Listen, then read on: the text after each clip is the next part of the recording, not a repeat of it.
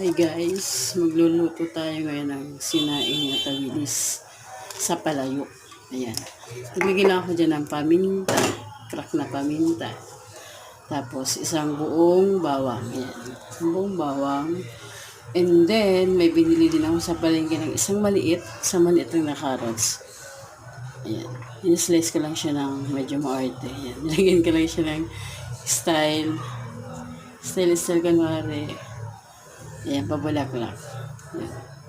May ano yan may dahon ng saging. Nilagay ko sa ilalim kasi para iwas tawag dito, iwas sunog, and the same time, dagdag lasa din sa aking sinaing na tawilis. Yan.